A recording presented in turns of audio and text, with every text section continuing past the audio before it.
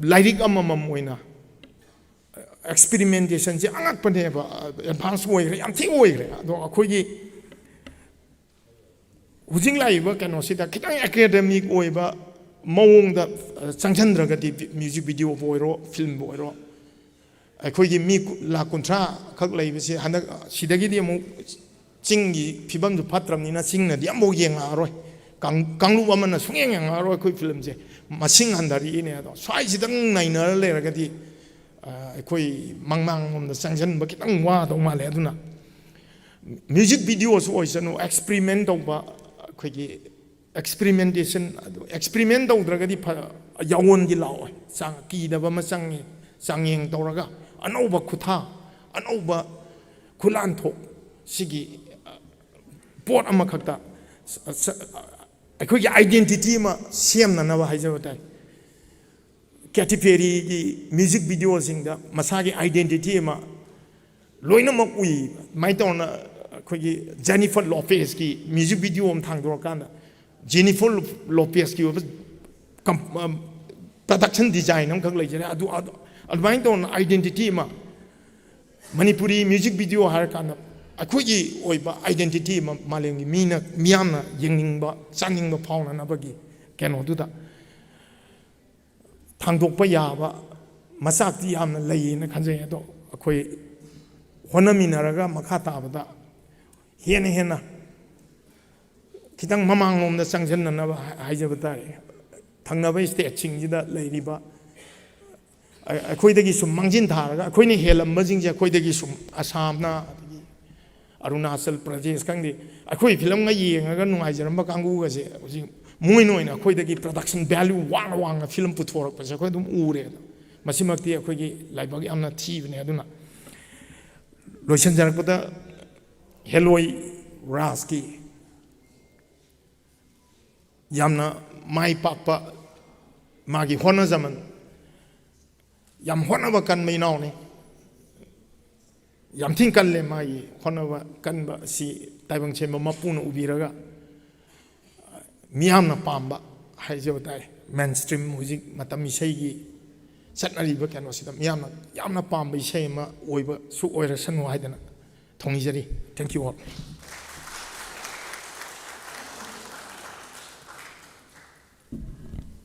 Tagachari, Nasigi Toromasigi, guest of honor Singilacta, Moi Biriba,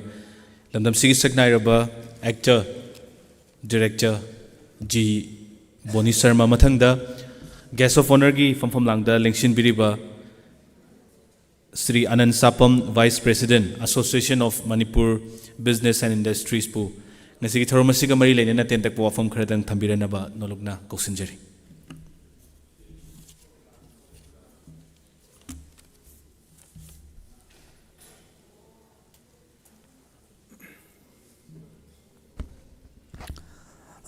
Ahan Makta Nashiki Sigumluba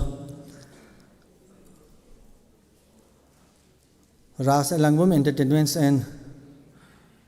Westcraft Studios ki Asigumluba Manipuri music video Helloi Hairiba music video Sigi releasing program Asida Chief Guest ki from Langdalengshin Biriba Manipur ki Saknairaba Filmmaker, National Award winner, Romi Meitei, Kaiku Buchari.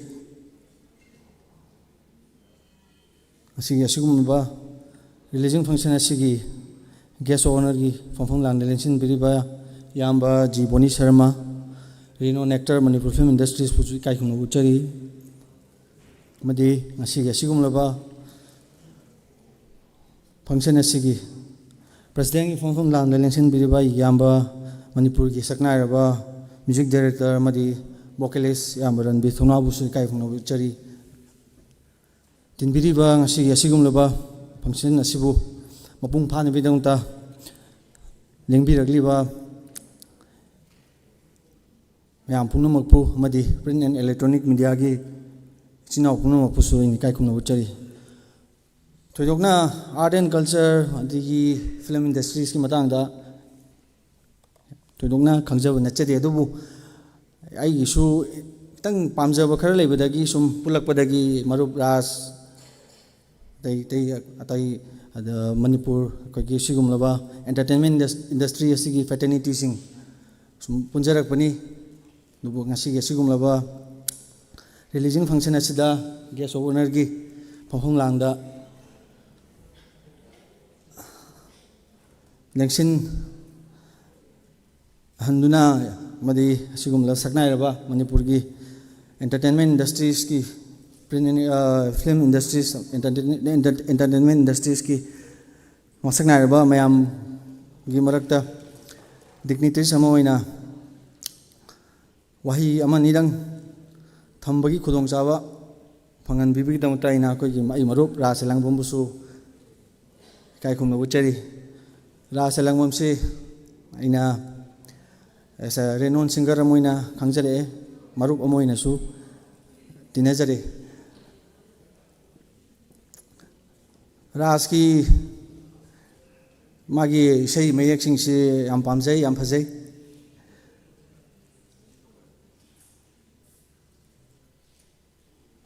si Helloi hariba music film video sisu mayamna pamnaba amadi foido hindongna miyamna khoidaba music video amo oini haina khanjai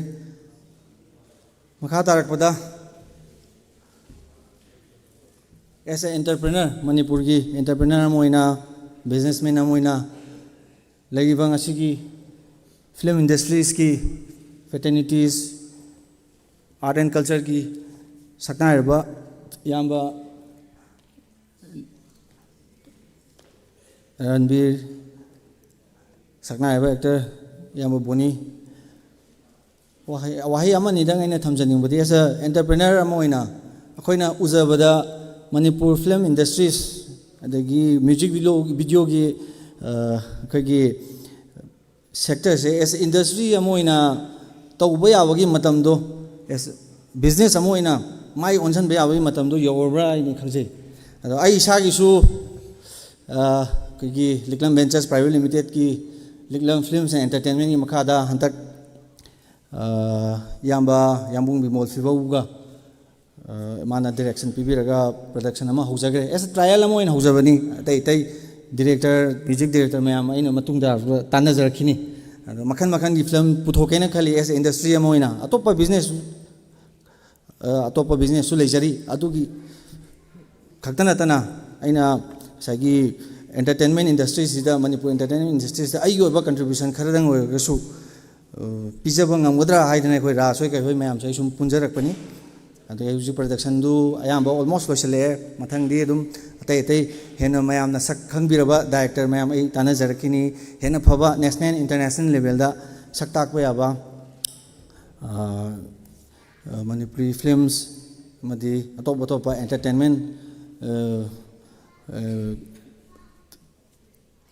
entertainment gi oiba adumba movies mayam even cartoon animation oba adumba ai try tawgen khanjari adagi sida interested oiba Manipur da laibiriba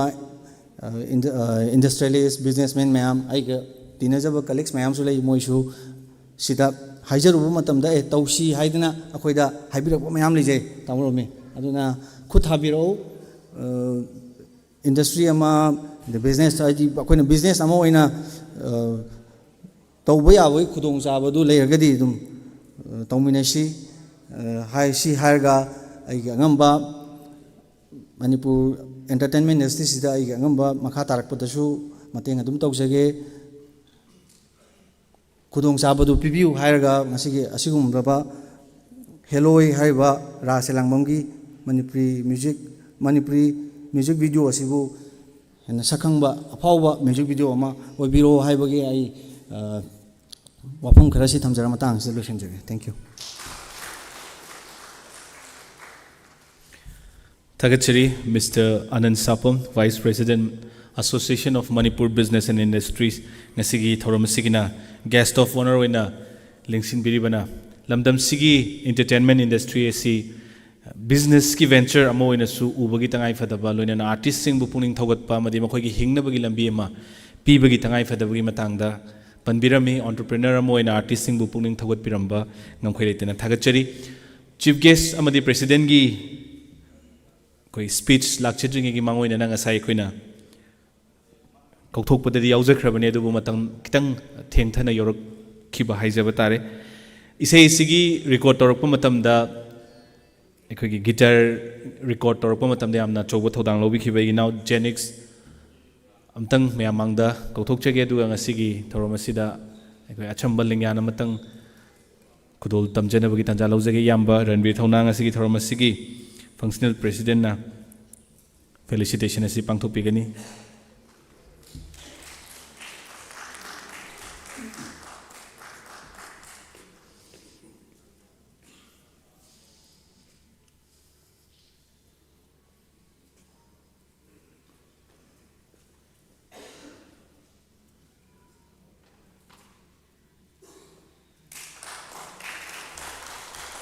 Thagachari yamba Ranbir Thouna busugum khalitina thagachari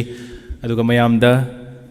koi guest of honor in election biramba yamba Bony Sharma mafam asidagi athuba tangai fadaba ma leibadagi tangai fadana chatpikhre mahagna mayamda thorom siloiba fawba yawba ngamkhidabagi nungaitaba wafam adu phongdok pirami mahaki maikidagi aina mahut sinjaraga mayamna ngakpinaba haizari makha chathajarak pasidi aikoi ngasigi Chief Guest ki famfam lang daling sin biriba lamdam sigi saknai raba thoidok hendokna Manipuri film industry da aduga India gi film fraternity singnai Kaiku na kok non na chatli ba lamdam sigi amna chauthok chaningai werba mapari moina khoi khwai khuding mangna sui Kaiku na jariba ngasigi thoroma sigi na functional Chief Guest hoina lengsin biriba yamba Romi Meitei ngasigi thoroma sigi maril na wafam khredang thabinaba nolok nanga chari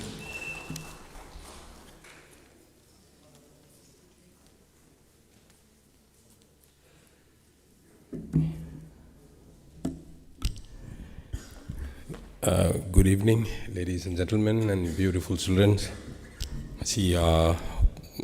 Helloi music video gi thorom phong bagi thorom sita ayak yawba pangjab se schematic nungai jai yam sangna ngangjaroi ge yam Helloi oina hena yengbining ongani ngasigi kangabam ay marup nauksana kuigi present tobiba Helloi haiba sigi music video release tobagi function na kuigi ngasi function ni sibu site tobiriba Manipur pumba mioi pumbagi thamoi amasung pukningda mahaki kaungam draba sur kaya loina dunam puduna chatpiriba Manipur gi atangba Lannam oibiriba nuksijaraba mingwaina hangatjarabada atangwalan oibiriba Ranbir Thouna duga akoigi irakta hujik matamna kudong chadabagi lengbigraba Manipur gi renowned actor Bony guest of honor made akoigi irakta lengsinbiriba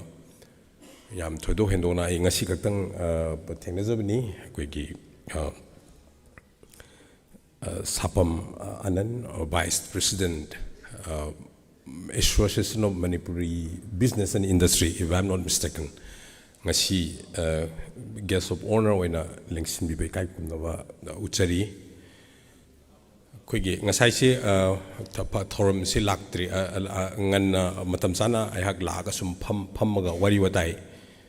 sanajabada aduga maraksida aigi nushiraba colleague Manipur gi film gi akanba thongmi oibiriba filmmaker aduga lyricist osimera su lengsinbiri aduga lengbiriba punamusu Kaiku uchari ngasai si function si hodring da wari ngahak sum punna sabada haitare ngasigi koigi president oina lengsinbiriba su adagi di hojik oiriba isai gi stage da or koigi lampak da toriba isai gi style se hanagi singer singsu loina mak koigi nauna amuk anauba numbers kaloina na or anauba numbers natsu hanna tagraba isai singsi toraga amuk hanna koigi audience singsi ga punna koigi interact toba gi yamna afaba timing ama lakpui wari singsai Bony degi ai marup Kaiku leringai sanai ado adum simakne aina thajajaba aduga maramdi wase ai filmmaker mo oina akoina film gi tham rule khara da haitare adi prithvi gi phawraba moi koi legend haitare ko koina masi kanu hata ningsangi Tarkovsky gi line na mana haiba do ngasai ai wari saring adu sum ningsang jarapane because koi gi film imprints time habsiko matam se akoi da dum imprint toraga pui maduga adum yengbiu adi artist ki punsi gi concept se masidi dum ikoi koiba ghari gi mamai da challiba koi gi kano singsine kata singsi concept ne it's all music ki form da koina psychedelic music na habis like penagi konjel si what really psychedelic is karai dagi hawi amasung kadai dagi loi haiba sunil leitaba unga leiba koi gi journey meneva artist ki punsi side this is what totally different from science sigi sidi magi matam loi gi ba haiba leite ko ngasi dagi na sam matam khara gi maning amtang ningjang biu ko mayara now she's back again metha ko so we are in a psychedelic form of journey ne smai sat khraga pan khaidu yore adegi di ma phawba loire kaina amta leite phawda ba karimta leite sidi khoina marakta thon ba kanu ngakta ne ko ado chap manana masigi se every anoba khoigi film bu pamjana duga film se igi punsigi career ma oina filmmaking film direction bu oiro film bu oiro film gi whatever any it's a composite art ko at the yauri ba magi sections ma'ams the master tobining ba aduga punsigi na si se aigi profession ama oina accept tobining ba anoba young koigi talent sing kano sing sida masi aikoigi journey se hadi masi science na akoigi proofs no tongam daba journey amani aduga koi si amna diet chawba ko hadi thogai amani art na puri be se habise masima always a ningjang hanjaningi aduga masi hiring ai soi kanong ko sum ningjang da ai experience ama da ko koina magi kano siniko koigi seriousness ai isa suni manipur digital cinema si haurukna badum adugi sigi marak sida dum yaujrakpa kanong khakni ado mainstream mayam ama namurga su aigi icha sing class 5 6 karakpa matam da moina cinema gi perspective akoina leaning mo wari ga moina feel tawri basiga chatmina da ba manada ba mayam sum yawba se ai chu tapna sense tawi aigi cinema na amada chatli aduga aigi hek poksab isa singsi wakhalon amada sale because at the time karai donum communicate tawdre have say on the sense tawe now laksani warning si kanone koigi aigi experience amada ko koigi Germany filmmaker Wilhelmer jamna phawba koigi filmmaker ne mana kanoda US ko aigi film na Texas the best film taba matam mana jury gi chairman oi ada koi si award ceremony loiraga hadi jury ge wari sanabase adumaina koi tamnari ne hadi why aigi film do karigi best film pirino haibe potsi kona hadi some cocktail party digi matung da kai da koi wari hek sane ada mana sana na am sound angon da dialogue kha khaira kip sai punsi da sia chob para moy manas hauraga haibe sin kanone nana kadobogi nangi film si the smoking kills nana kadok thari no India the censor lower film oibana the sigi statutory warning go the smoking is injurious to health koi thadaya dabagi thaba duma leire aduna taba picture manung sida aigi actor koi ngami mana loktak ta nga pharing the smoking kills na thai the sigi se nang sigi matang da kari khangdana akhoi the smoking kills na hari se kai gino habise ko ado ngasi aina thamjeri se te gi nataba hadi once mami mata base natraga surama aigi na gi through the thamo yong na changi base mapa bo hek chumgraba chumhan ba habise aina ahai akhang never sajan ba ya desine Wilhelmer na hair side ai tobacco company mada or adugi ai lab ki technician or scientist sama oidana smoking sina koi de swam sohli sai adugi expert natte adu nataba aina how comes out of nowhere screens dinang smoking kills thajallise sigi kano sima koi adu topic to wari when is high ko ade aina madu ningsang jadana masiam tamzaning bani maramdi akoina tawriba singse entertainment industry na haijaragasu it carries whole lot of messages isai mana migi pukning hubangami film amagi wari na migi punsigi career shape tobangami sidi macham khatani ko ado si gumba art have a form is the work tori ba koi se adu ergadi koi diet the cam chauge se how responsible we are ko sigi se ai especially na ha sing da yam na kano tawhaningi asa koi Bony na su panbiram se koi the music video gi train na la e ado train si at least music video gi through is ma hoi business se ai hoji box still ai ngai music video gi business se kamaina no madu gi return kamai lak pano si sai khangde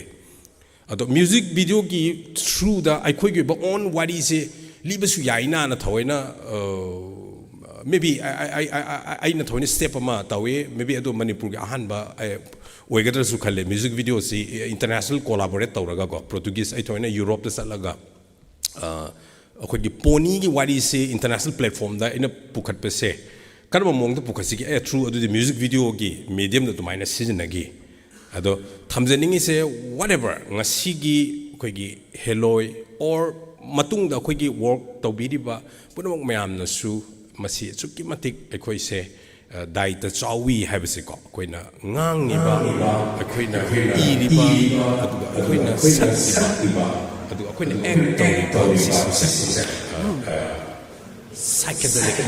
saigi journey se loi he ngasi loi he hara ko loi ram loi da part about the my le maram di always smile do ngai ngai halak kane ngasi ina toksin someday or other day sima halakani sima always especially na hasing ko sima ai hoju hoju ke ne di any ko young ones especially filmmaking the di ai ne khangba ngai de mating pang lai ni map editing yaw hakan ko yi Manipuri cinema ki thomi se yamna lai ga ko sa lai sai ko yi film itself masi dum lam kharada di industry da kano challe ado khoi gi di Manipur gi art and culture da ma kano torga lai ado am ko gi line am su ning sengi ade filmmaking se sisu Andrei Tarkovsky gi ma gi line is a very making art of making cinema is very disappointing because it all relies on money mana sisu awa harmony ga tu film city totally paisa da rely to aduna yamna lingna kai ni ga art aduna music video ko yamna smart ma hoje music video sigi investment si dagi return si how much koina kam gain to buyai de kai to buyai se everything ko sima ai thamjaningi aduga iroi loibada thamoi da sum power pani ko koi gi artist saibagi koi gi kano sai tare beauty se ai kano ai koi gi inau ngasi gi saisakpa ras elangbam se aina thamoi da koi yamna nuksiba ma phawe I want the sigi se function se yaubiyo na haibagi nuksiba phawbagi natabako mahaki wahai khoigi londa wangang sangang se khoigi yamna maru changba duga khoida term ama leidana thaksu sidaba khasu sidaba thaksi khasi se thaksi khasi phajana yawe ado ai mamang oibegi thagat padi natte ado sumaina ma artist ne haibase magi thaksi khasi lo adu utpa wangang sangang duna mase artist amane haibase ai thamoida connect tawe matam chupada adumai support tawge haina lepe do masi manipur da yamna tangba dongna he toksale akhoi gi lon gi phajaba singse ko hadi tada mama hadi kamdobiri anai yaubibra khotpa se siga si khoi gi matai da loi thamraga ko khoi gi nang ai kanano khangbra de halura kawra phura haba sine hena khoi gi dominant tobadongna tawe duga iroi loi pa si hiring ai za amaga niseng yam tang haijara mage duga khoi gi whole society msi force ani khaktana ne adi pura ga chat pase ko one with ideology si friends ki philosopher mana mamang ai da hairam bani ko ado masi aina panjaning bagi maram ama lei bagi ne ideological state of apparatus na ko koi si schools idea ima dagi taksi kasi babana talak pata da mama khura dagi tamakpa aigi idea na control to force ma sigi manung se sa art china achoba role ama lawe aigi marup amada midyen kamaini yengani aigi wakhal lon si se everything art na phasana cultivate tawe si ideological state of apparatus sumaina label lam sing lo yeng bio ko world gi economy da dum number 1 2 3 sai se le japan yeng bio art and culture si top adu yaw begin heba mo economy su kapisu sengode si yaw double lam sing dum yeng bio ko totally down lan gi se king pang bokum nga tu oibene ideology state of apparatus se karigumba si state tek leitraba adu itagadi force amana control torkane sigi force na mo repressive state of apparatus sida police tholakani military tholakani then phuba saiba nang lao adu nang adu sengdo ona adu si this repressive force amana control torkane ideology na control to bongam draba isas ai gi ideology si ai no ina ninghai zaraba adu itaragadi aibu control to bongamba force amana ai se control to gine that is repressive state of apparatus ne ada masi aina panjari se ata ina taba manipur se art and culture se sukimatik thak wangba pukai langai se watabane haira bawda akhoi gi se hojik artist sing si akhoi gi akhoi da hangba yaba wahang amadi hojik thoe aduga akhoi gi khunai sidi aina hoji haijaba ideological state of apparatus leitabadano tawre repressive oiba kano mada leireba ko art ki kano diam wange dum oi targadi akoina sai lambi se adi questionable oire haibase simatang ne ina thamjaning se aduga rumak tension jaraga hojiki ngasi gi Helloi haiba music video ab chan na direction piba aduga khoi gi ras ilangbam na saibanba amasung mayek su sembiba aduga loinana mayam gi one and only actor renowned actor ko medhagi amu again yamna nouba khigi oina ugodoriba sigi music video se khajeng lare mi maibimna thogjan bidna si miyamna yamna pambiba duga mathang tarakpa su apaba thabak sing da mai pakpo oibiu hana haijaraga intention jari thank you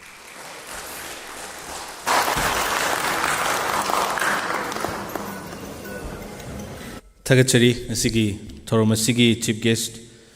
lamdam sigi saknairaba filmmaker yamba Romi Meitei ni yamna mamal yamla bawa form sing thambirami loinena Helloi haiba music video album asi yamna pamnaba music album ma oidana lamdam sigi artist sing maruina album asi de yauzariba artist sing asigi ahenba mapangalama hapa aduba isei ama music album ma oibo resno haiba form thambiramba ngkhweleitena thagachari ngasigi thoromasigi President ki from lang the lengsin viriba yamba lamdam sigi shaknairaba seishakpa madi music composer Ranbir Thouna dagi wafam kharadang taminaraga miyamna khawrang na ngainariba Helloi screening adugi tanjasu lawjage lawsinjari yamba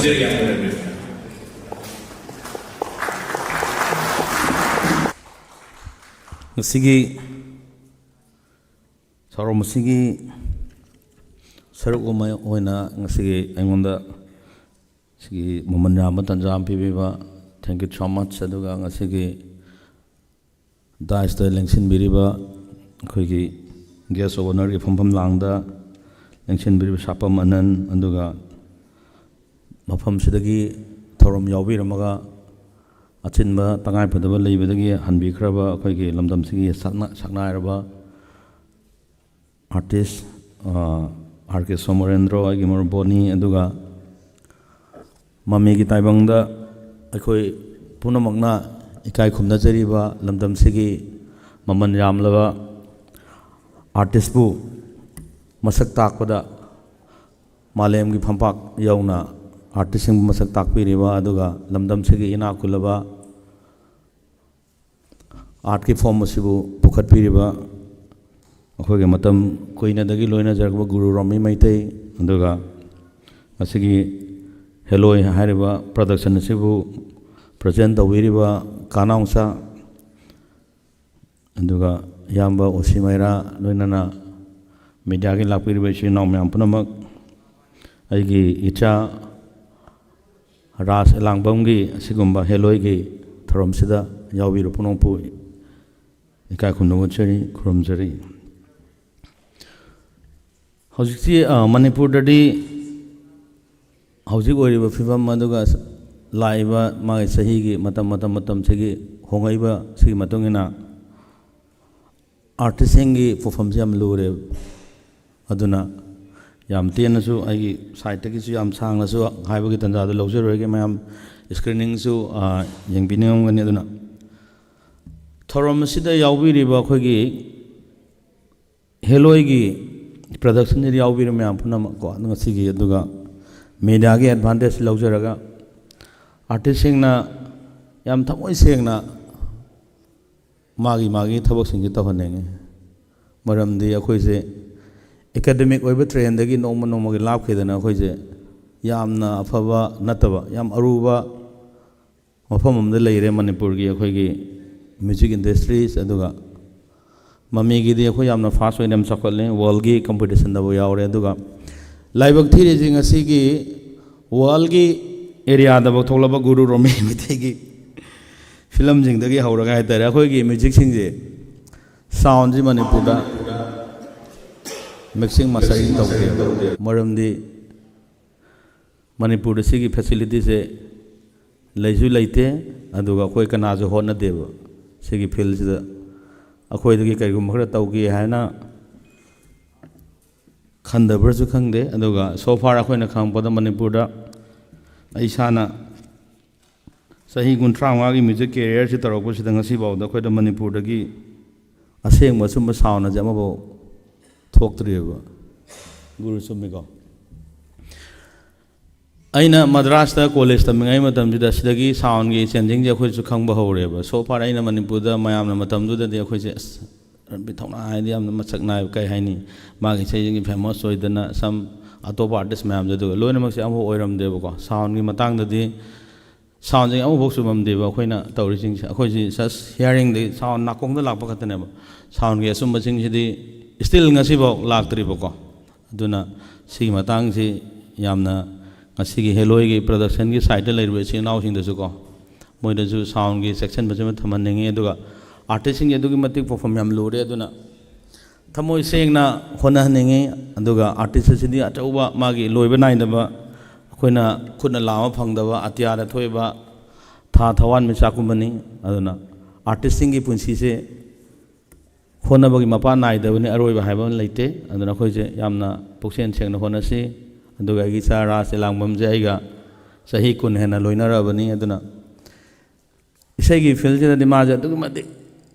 मतिक माजे dedication दि मा दंगो तोबा अंगांग सि लेते बगी छात्र मयाम मनुंगसिदा यामना सु नुंगसिबनी अदुगा होनबसे अदुगी मतिक कंजरबनी नंगसिगी मागी Helloi जे अनौबा मागी म्यूजिक की करियर दा सक्सेस होइबा माय पाकबा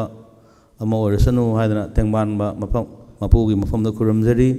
लोइना तिनबिरिबा मयाम पुनोबु इकाई खुमनजरी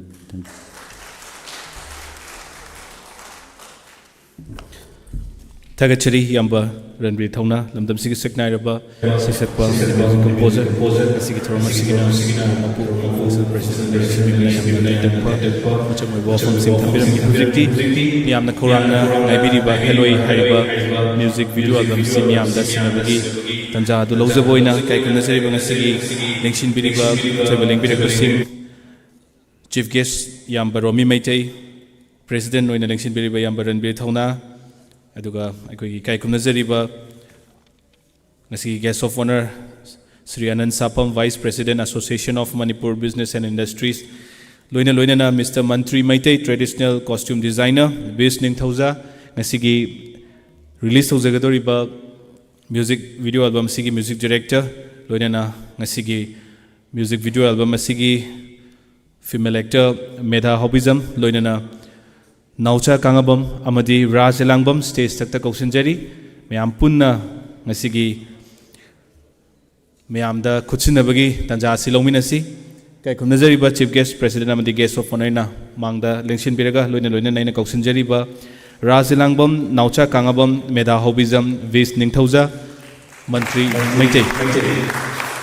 Namang the Lincoln Biraga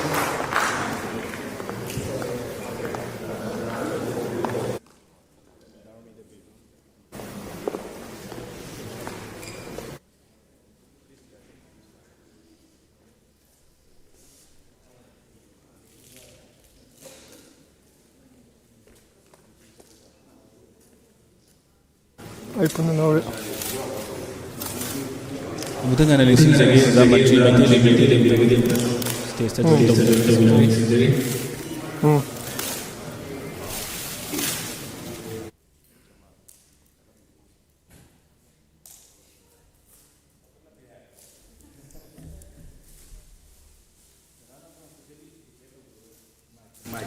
Zoom to yang masih coba. Mayam Mahu Kuama Helloi gi Mai Pakpa Mangol Niminasi Nasigi Kaiku Nazariba Chief Guest na officially Mayam da Kutsinari Haina Lautok Pigani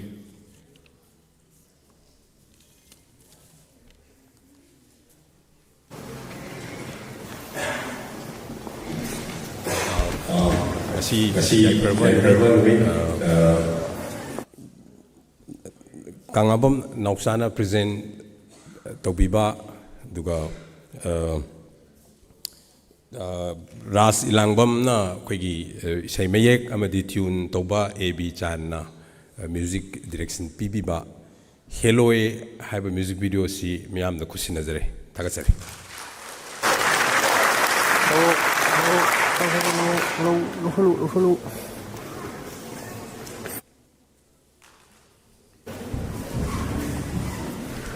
Screening se koi mikup khada ngai minaraga mayam bu taram mayam da thagat wahi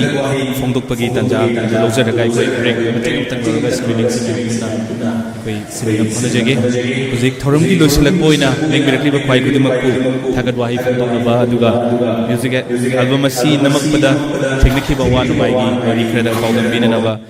ngasi gi Helloi gi seisakpa serengba tune amadi actor amoina su work to biriba Rajalangam lamdam sigi saknai raba sai sakpa myam mangda koksinjari thamoi gi oiba wafam khradang myam da thambigani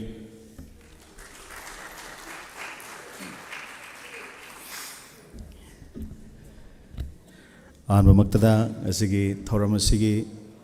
haizarubada harau harauna lengbiragliba chief guest ki famam lang lengsin biriba kaikumna zabada matik charaba hena kaikumna zariba Mingwin hanga charabada Romi Meitei President gi famam dang lengsin biba agi dada Ranbir Thouna loina guest of honor gi famam dang lengsin biriba agi sa Anand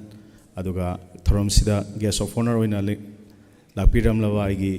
Kaiku Nazariba film actor filmmaker da Bony loina thorom sibu loiba fawa mapungphana Yaubiram Draba Haizerubuda Harau Harau Lakpiram Bagi Kaiku Nazariba Yam Kaiku Kono Krumzari Nasigi Thorum Sibu Han Bigani Lakpiri Bagi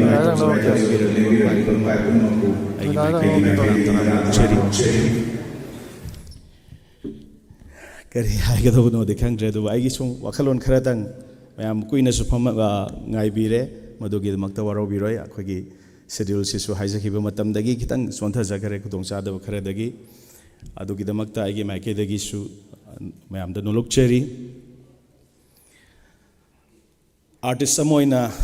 picling aidagi ꯑꯥꯔꯠꯇ ꯉꯥꯎꯖꯔꯛꯄ ꯑꯇꯣꯞꯄ ꯑꯍꯦꯟꯕ ꯀꯔꯤꯒꯨꯝꯕ ꯑꯝꯇ ꯌꯦꯡꯗꯅ ꯍꯧꯔꯛꯈꯤꯕ ꯉꯁꯤꯐꯧꯁꯨ ꯑꯗꯨꯝ ꯃꯇꯝꯅꯗꯤ ꯁꯨꯝ ꯆꯠꯈꯤꯕ ꯑꯗꯨꯒ ꯊꯃꯣꯏꯗ ꯂꯩꯕ ꯑꯅꯤꯡꯕ ꯑꯄꯥꯝꯕꯗꯤ ꯑꯗꯨꯝ ꯂꯦꯞꯄꯒ ꯂꯩꯕ ꯑꯅꯤꯡꯕꯅ ꯈꯣꯔꯣꯛ ꯈꯣꯔꯣꯛ ꯈꯣꯠꯄꯅ ꯍꯦꯟꯕ ꯑꯗꯨꯒ ꯃꯇꯝꯅꯗꯤ ꯑꯩꯈꯣꯏ ꯃꯌꯥꯝꯁꯤꯕꯨ ꯉꯥꯏꯕꯤꯗꯕꯅꯤꯅ ꯑꯍꯣꯡꯕ ꯀꯌꯥ ꯑꯃ ꯂꯥꯛꯄ ꯄꯤꯛꯂꯤꯉꯩꯗꯒꯤ ꯗꯥꯕꯣꯅꯤ ꯌꯥꯝꯕꯨꯡ ꯂꯩꯕꯤꯔꯝꯃꯒꯗꯤ ꯍꯦꯟꯅ ꯅꯨꯡꯉꯥꯏꯖꯒꯗꯕ ꯑꯩꯅ ꯉꯁꯤ ꯉꯥꯡꯖꯒꯗꯕꯁꯦ ꯑꯗꯨꯕꯨ ꯊꯃꯣꯏꯗꯒꯤ ꯑꯣꯏꯕ ꯍꯧꯖꯤꯛ ꯂꯦꯡꯁꯤꯟꯕꯤꯔꯤ ꯑꯩꯒꯤ ꯔꯣꯃꯤ ꯔꯥꯟꯕꯤꯔ ꯂꯦꯡꯁꯤꯟꯕꯤꯔꯤꯕ ꯏꯀꯥꯏ ꯈꯨꯝꯅꯖꯔꯤꯕꯁꯤꯡꯒꯤ ꯃꯐꯝꯗ ꯑꯩꯒꯤ ꯅꯨꯡꯒꯤ ꯑꯣꯏꯕ ꯋꯥꯐꯝꯂꯣꯟ ꯈꯔꯗꯪ ꯑꯉꯥꯡ ꯑꯣꯏꯔꯤꯉꯩꯗꯒꯤ ꯑꯩ ꯏꯁꯩ ꯁꯛꯄ ꯑꯃꯅ ꯑꯩ ꯑꯣꯏꯒꯅꯤ ꯍꯥꯏꯕ ꯀꯩꯁꯨꯉꯩꯗ ꯈꯜꯂꯨꯗꯦ ꯑꯩ ꯑꯦꯛꯇꯤꯡ ꯌꯥꯝ ꯄꯥꯝꯕ ꯍꯧꯔꯛꯏ ꯑꯩꯈꯣꯏ ꯏꯃꯥꯁꯨ ꯂꯥꯛꯑꯝꯒꯅꯤ ꯁꯤꯗ ꯃꯐꯝꯁꯤꯗ ꯑꯩ ꯃꯤꯡꯖꯦꯜ ꯊꯨꯒꯥꯏꯕ ꯌꯨꯝꯗ ꯃꯤꯡꯖꯦꯜ ꯌꯥꯝ ꯊꯨꯒꯥꯏꯕ ꯅꯝꯕꯔ 1ꯅꯤ ꯃꯆꯤ ꯑꯃꯗ ꯑꯩꯒꯤ ꯊꯤꯔꯕ ꯁꯛꯇꯣ ꯌꯦꯡꯉꯒ ꯑꯦꯛꯇꯤꯡ ꯄꯛꯇꯧ ꯇꯧꯕꯒꯤ ꯑꯗꯨ ꯃꯤꯡꯖꯦꯜꯁꯦ ꯀꯥꯏꯍꯟꯕ ꯅꯝꯕꯔ 1ꯅꯤ ꯀꯔꯝꯅ ꯑꯦꯛꯇꯤꯡ ꯌꯥꯝ ꯄꯥꯝꯅ ꯃꯤꯡꯁꯤꯕꯨ ꯄ꯭ꯔꯤꯊꯤꯕꯤꯔꯥꯖ ꯀꯧꯏ ꯕꯕꯥꯅ ꯊꯣꯟꯕꯤꯕ ꯃꯤꯡꯅꯤ ꯑꯦꯛꯇꯤꯡꯗ ꯉꯥꯎꯖꯔꯛꯄ ꯑꯦꯛꯇꯔ ꯑꯃ ꯑꯣꯏꯒꯦꯅ ꯌꯥꯝꯅ ꯆꯥꯎꯕ ꯃꯪ ꯑꯃ ꯃꯪꯖꯔꯛꯄ ꯀꯔꯤꯝꯁꯨ ꯀꯅꯥꯒꯤ ꯋꯥꯈꯜꯂꯣꯟ ꯏꯟꯁꯤꯜꯂꯛꯄꯁꯨ ꯌꯥꯎꯗꯅ ꯃꯪꯖꯔꯛꯈꯤꯕ ꯃꯪꯂꯥꯟ ꯑꯃ ꯑꯗꯨ ꯃꯪꯐꯥꯎꯅꯗꯅ ꯂꯩꯈꯤꯕ ꯑꯗꯨꯒ ꯂꯝꯗꯝꯁꯤꯒꯤ ꯌꯥꯝꯅ ꯂꯥꯞꯅ ꯃꯤꯔꯝꯒꯤ ꯑꯦꯛꯇꯔꯁꯤꯡ ꯃꯄꯥꯟꯒꯤ ꯅꯩꯅꯔꯨꯗ꯭ꯔꯒꯁꯨ ꯑꯩꯈꯣꯏꯒꯤ ꯏꯔꯩꯀꯥꯏꯁꯤꯗ ꯑꯩꯈꯣꯏꯒꯤ ꯏꯔꯝꯗꯝꯁꯤꯗ ꯂꯩꯕ ꯃꯇꯤꯛ ꯆꯥꯔꯕ ꯑꯥꯔꯇꯤꯁ ꯃꯌꯥꯝ ꯑꯃ ꯑꯩꯈꯣꯏꯒꯤ ꯃꯥꯡꯂꯝꯆꯠꯇꯒꯤ ꯑꯩꯈꯣꯏꯅ ꯎꯗꯨꯅ ꯂꯥꯛꯆꯩ ꯃꯈꯣꯏꯒꯤ ꯃꯇꯧ ꯑꯩꯈꯣꯏꯅ ꯃꯈꯣꯏꯒꯤ ꯇꯨꯡ ꯏꯟꯖꯔꯒ ꯂꯥꯛꯆꯩ ꯏꯁꯩ ꯀꯔꯝꯅ ꯏꯁꯩ ꯁꯛꯂꯛꯈꯤꯕꯅꯣ ꯍꯥꯏꯕꯗꯨꯒꯤ ꯃꯇꯥꯡꯗ ꯑꯃꯇꯪ ꯑꯩꯅ ꯑꯦꯛꯇꯔ ꯀꯃꯥꯏ ꯑꯣꯏꯅꯤ ꯑꯩ ꯀꯃꯥꯏꯅ ꯑꯦꯛꯇꯤꯡꯁꯤ ꯌꯥꯝ ꯄꯥꯝꯖꯩ ꯍꯥꯏꯕꯁꯤꯃꯇꯪ ꯑꯩ ꯊꯝꯖꯒꯦ ꯑꯗꯨꯒ ꯏꯁꯩ ꯁꯛꯂꯒ ꯑꯩ ꯑꯦꯛꯇꯤꯡꯗ ꯑꯃꯨꯛ ꯑꯩ ꯑꯦꯛꯇꯔ ꯑꯣꯏꯅ ꯂꯥꯛꯀꯦꯅ ꯈꯟꯖꯈꯤꯕꯅꯤ ꯑꯩꯅ ꯄꯤꯛꯏꯉꯩꯗ ꯈꯟꯈꯤꯕꯗꯤ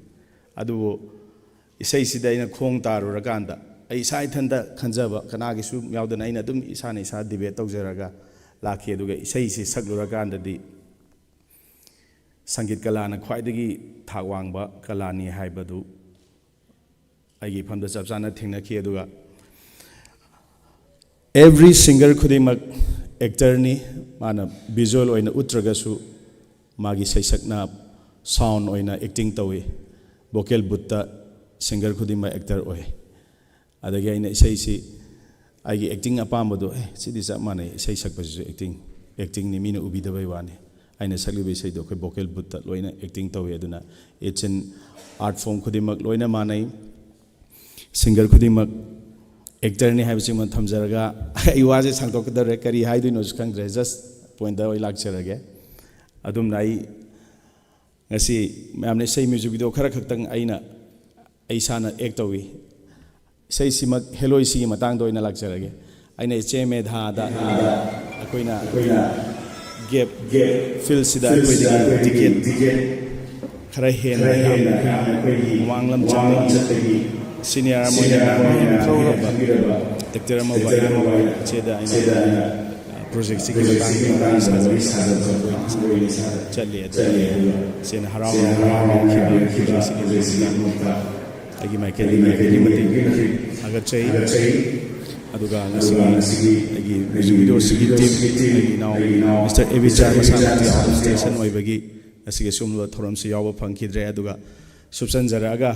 ꯑꯁꯤꯒꯤ ꯍꯦꯂꯣꯏꯁꯤꯕꯨ ꯑꯣꯏꯅꯕ ꯍꯣꯠꯅꯕꯤꯕꯗ it's and every one ꯄ꯭ꯔꯣꯖꯦꯛꯁꯤꯗ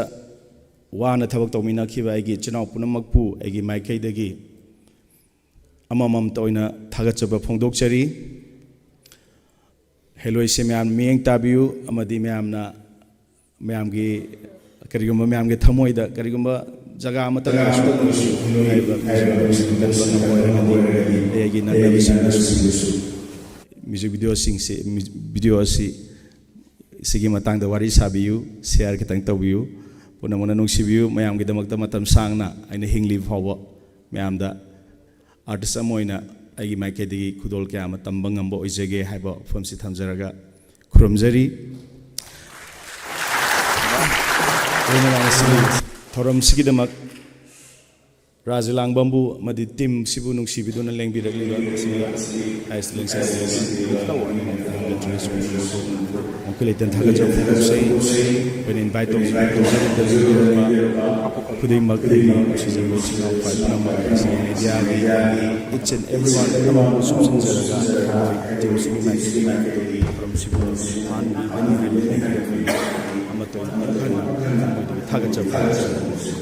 Thank you. Board of thanks amadi thumoi goi bo from khada lambiram bagi dam Mr. Raju Langbam ngamkhali tena thagachari hojikti aikoi screening gi matam du yausilakle duna ngasigi functional president gi aya balawjaraga formal oiba function si matang sida tension jeri adu aikoi mikup khradang break amakhak thamjaraga aikoi screening si pangtona na ba hona jage aikoi lengsin biri boy kai khumna jeri ba chief guest president am the guest of honor mathak ta gallery do oina yeng midyeng tauna nungai ga do male loinana mangda lengsin biri ba khoi khuding mangna su mathak ki mafam sing se loina mak aduma occupy toroga yeng bana nungai ga do male aduna mathak si su khoi hamsang e ba khajani sing yeng biraga lengsin biri ba pagi khri ga Helloi miyam da kutsin nazare ga ni mafam sing na makom ka thaga chali thank you